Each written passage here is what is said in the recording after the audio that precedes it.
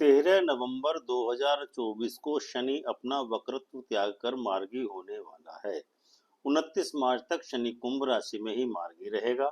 अपनी मार्गी गति से कुंभ राशि में गोचर करने के दौरान शनि मेष राशि के द्वितीय, नवम, दसम, एकादश तथा द्वादश भाव को सक्रिय करने वाला है। शनि इस दौरान शतभिषा नक्षत्र पर गोचर करेगा। शतभिषा नक्षत्र का स्वामी कौन सा ग्रह है, उसका प्रभाव क्या होने वाला है, मेष राशि या लग्न वालों के परिवार एवं जीवन में किस प्रकार की घटनाएं होने वाली हैं, उनका आर्थिक पक्ष या राजकीय पक्ष किस प्रकार का रहने वाला है, क्योंकि शनि का यह गोचर आपकी 30 वर्षों की साधना आराधना का परिणाम आपको देने वाला है।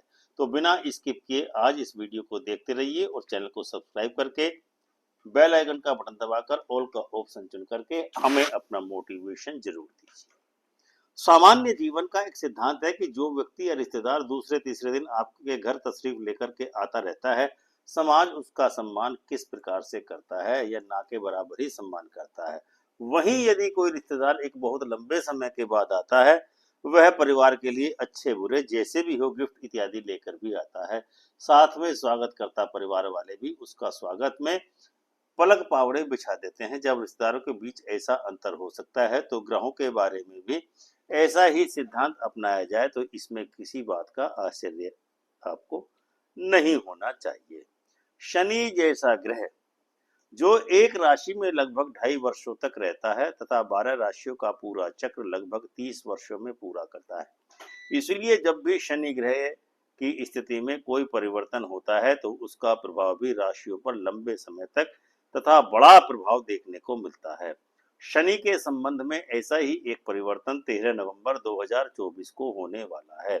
13 नवंबर 2024 को शनि अपनी वक्री गति को छोड़कर प्रातः 6:28 पर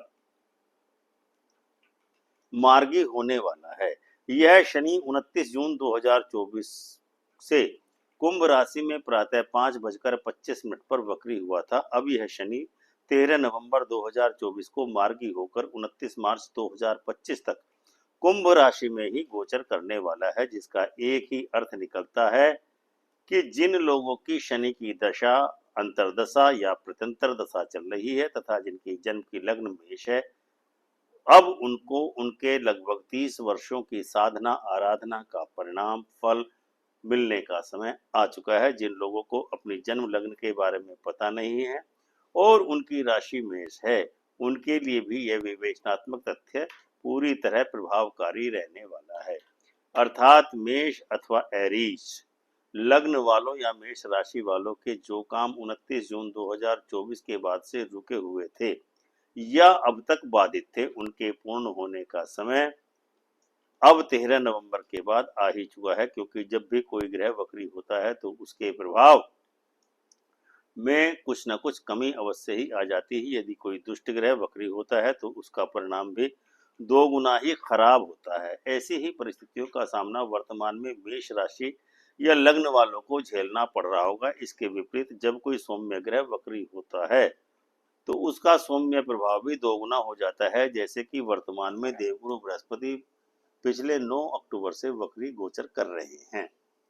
ज्योतिष का एक सर्वमान्य सिद्धांत है कि जब भी किसी मेजर ग्रह या प्लेनेट की स्थिति में थोड़ा सा भी परिवर्तन होता है तो अखिल ब्रह्मांड में घटी इस खगोलीय घटना का जन सामान्य पर बहुत ही तेज एवं तीक्ष्ण प्रभाव होता है। जैसा कि अब 13 नवंबर 2024 से 29 मार्च 2025 के बीच शनि का एक मेजर चेंज रहने वाला है, जिसका मेष लग्न या राशि पर मेजर प्रभाव होगा। ऐसे शनि की स्थिति में शनि का प्रभाव 3 कारणों पर आधारित होता है। जिस भाव में भी शनि ग्रह स्थित हो उसका प्रभाव जातक के जीवन में मेजर रूप से होता है। 13 नवंबर से 29 मार्च के बीच कुंभ राशि पर गोचर करते हुए शनि मेष राशि के एकादश भाव में रहने वाला है। एकादश भाव लाभ, आमदनी, आमदनी का प्रकार, आवश्यक पूर्तापूर्ति, गुप्त धन, राजद्रव्य, बड़े भाई का सुख, बड़े भाई की संख्या, बड़े भाइयों की सहायता, लाभ, हानि, स्वतंत्र चिंतन, कृपणता, उदारता और जीवन निर्वाह का कारक माना जाता है। कुंभ राशि शनि की अपनी ही राशि है। यानी उपर्युक्त तथ्यों से मेष राशि वालों को निश्चित ही उपर्युक्त तथ्यों में अनुकूलता प्राप्त होने वाली है। जिस भाव का स्वामी यह शनि हो उस भाव पर भी शनि का मेजर प्रभाव होता है। 13 नवंबर से 29 मार्च के बीच कुंभ राशि में मार्गी रहने वाला शनि दसम भाव का स्वामी है। दसम भाव पद, नौकरी, जीवन निर्वाह हेतु कार्य, आदर, श्रद्धा, उच्चता, महत्ता और दिव्यता, ज्ञान, पिता, जीवन प्रकार, वस्त्र, आभूषण, व्यापार, कृषि, कर्म, यज्ञ और विज्ञान का कारक माना जाता है। इसी बारे में दसम भाव से विचार किया जाता है। जिस नक्षत्र पर भी शनि गोचर कर रहा हो उस नक्षत्र के स्वामी की दशा तथा स्थिति का फल भी उस जातक को प्राप्त होता है। 13 नवंबर को शनि शतभिषा नक्षत्र पर गोचर करेगा। शतभिषा नक्षत्र के स्वामी राहु हैं, जिसके साथ शनि के मित्रवत संबंध है और इस समय राहु मीन राशि में चल रहे हैं और शनि की राशि कुंभ से अगली राशि मीन में विराजमान है। राहु को छाया ग्रह माना जाता है, जिसके बारे में कहा जाता है कि जैसी छाया वैसी ही माया। राहु अब बृहस्पति के रूप में ही अपने परिणाम देने वाला है।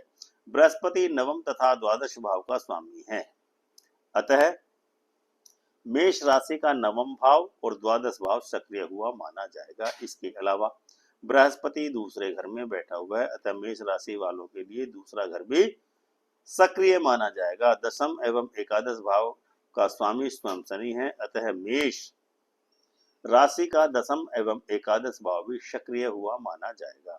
इस प्रकार हम कह सकते हैं कि 13 नवंबर से 29 मार्च के बीच मेष राशि वालों के लिए द्वितीय, नवम, दशम, एकादश एवं द्वादश भाव विशेष रूप से सक्रिय रहने वाले हैं।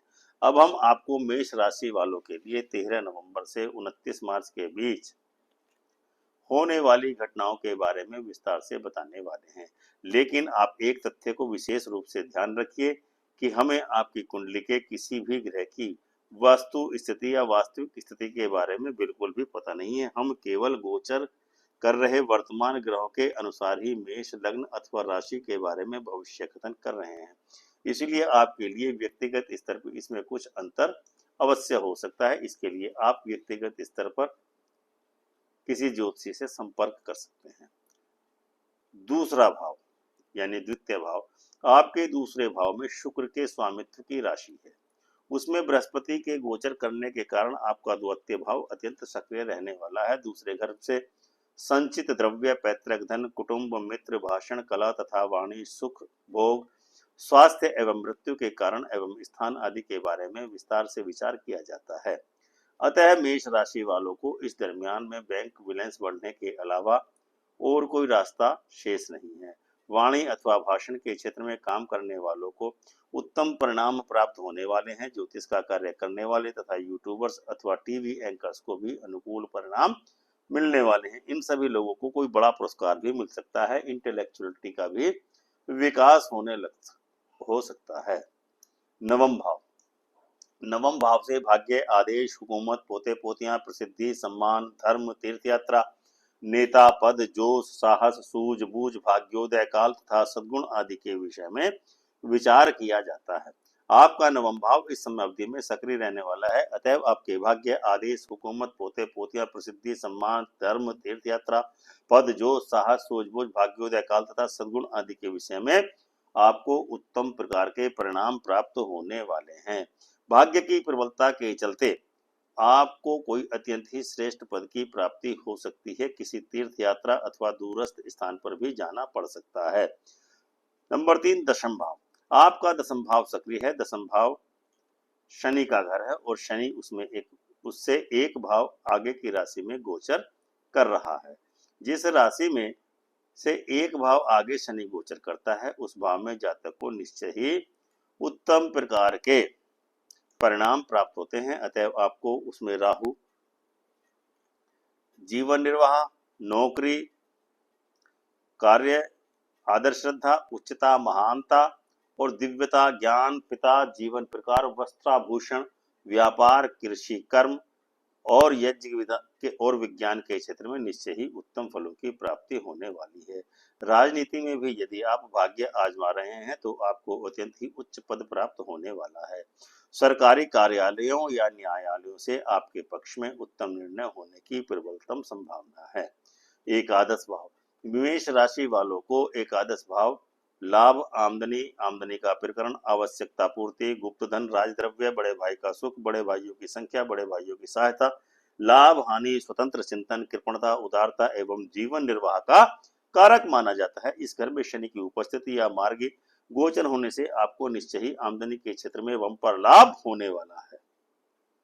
आमदनी के एक से अधिक स्रोत बनने से आपके जीवन में निश्चय ही क्रांति का आगाज होने वाला है। कृषि अथवा पैतृक संपत्ति से भी आपको प्रबल लाभ होगा।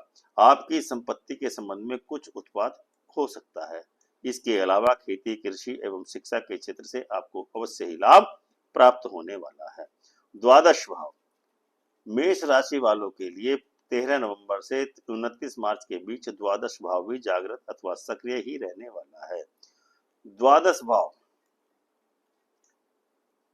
के द्वारा व्यय, हानि, घाटा, दिखावा, मुकदमेबाजी, व्यसन, बाहरी स्थानों से संबंध, शत्रुओं का विरोध, फिजूल खर्ची, आकस्मिक खर्चों का विचार किया जाता है। जेल यात्रा आदि का भी विचार द्वादश भाव से ही किया जाता है। इस प्रभाव में राहु गोचर कर रहा है। वैसे तो राहु बृहस्पति की राशि में आपके द्वादश भाव में गोचर कर रहा है, इसलिए आपको सौम्यता पूर्ण परिणाम ही इस गोचर काल में प्राप्त होने चाहिए। मगर एक चीज का हमेशा ध्यान रखिए कि ये तो हो सकता है कि चोर चोरी ना करे, मगर वह हेरा फेरी से कभी बाज नहीं आता है। इसीलिए, क्योंकि राहु शनि का मित्र है, इसीलिए मेष राशि वालों को सावधान होकर के मंगल का उपाय इस दरमियान जरूर करना चाहिए, क्योंकि आपकी राशि का स्वामी आपके चौथे भाव में नीच का होकर पूरे समय गोचर करेगा। इसके प्रयोजनार्थ आपको चांदी का चकोर अपने भाग का 10 ग्राम का अपने पर्स में अवश्य ही रखना चाहिए, क्योंकि इस दरमियान आपके परिवार में कुछ विवाद होने की संभावना से इनकार नहीं किया जा सकता है। यदि इन सभी परिणामों के मिलने में आपको दिक्कत आ रही है तो यह जान लीजिए कि आपके गोचर में नहीं वरन आपकी कुंडली के ग्रह में अवश्य ही कुछ दोष है, जिसका निदान किया जाना जरूरी है। इसके लिए आप किसी योग्य सलाहकार की सलाह ले सकते हैं।